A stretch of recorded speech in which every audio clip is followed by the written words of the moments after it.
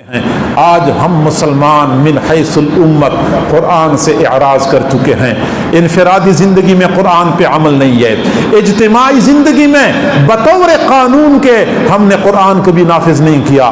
ہم نے کبھی قرآن حدود کا نفاذ نہیں دیکھا ہے اپنی آنکھوں سے. یہ کیسے اسلامی جمہوریہ ہے؟ یہ کیسے اسلامی ملک ہے؟ یہ لا الہ الا اللہ کی بنیاد پہ بننے والا ملک ہے. ابھی چند دن پہلے کی بات ہے, موٹر وے پہ ایک حادثہ پیش آیا, بہت برا ہوا.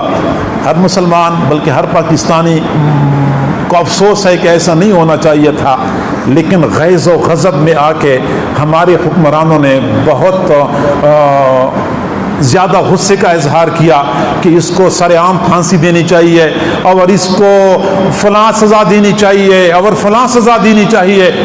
ہر حکمران بلکہ ہر قومی لیڈر یہ غیظ و غضب کا مظاہرہ کرنے کے لیے اپنا ہی بیان جاری کر رہا تھا, لیکن تمام تر قومی لیڈروں میں ایک نے بھی ایسی بات نہیں کی کہ قرآن نے جو سزا مقرر کی ہے وہی سزا اس کو دینی چاہیے. دو چار بندوں کو اگر اس طرح سزا دی جائے یہ سارا معاملہ ہی صاف ہو جائے گا. کوئی مسلمان کبھی اس طرح کی جرات نہیں کرے گا.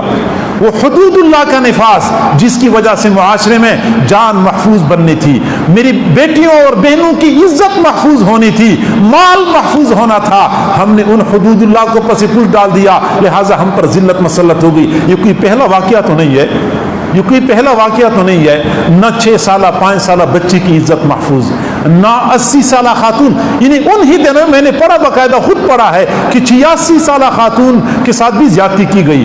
تو جہاں 86 سالہ خاتون کی عزت محفوظ نہیں ہے, 6 سالہ بچی کی عزت محفوظ نہیں ہے, اور وہاں پہ اپنی سوچ کے مطابق نئی نئی سزائیں تجویز کی جاتی ہیں, اور قرآن نے جو فیصلہ کن سزا بتائی ہے, جو صفایا کرنے کے لیے, وہ سزا کی طرف کوئی نہیں آتا, کیونکہ ہم نے قرآن کو کبھی اپنایا نہیں ہے, کبھی ہم نے اپنا مانا نہیں ہے. اگر ہم اپنا مان لیں تو میں یقین سے کہہ سکتا ہوں کہ آج بھی امت مسلمہ کو عظمت رفتہ مل سکتی ہے. قرآن عزت دینے والی کتاب ہے. افراد جڑ جاتے ہیں, افراد کو عزت مل جاتی ہے. اقوام جڑ جاتی ہیں, اقوام کو عزت مل جاتی ہے.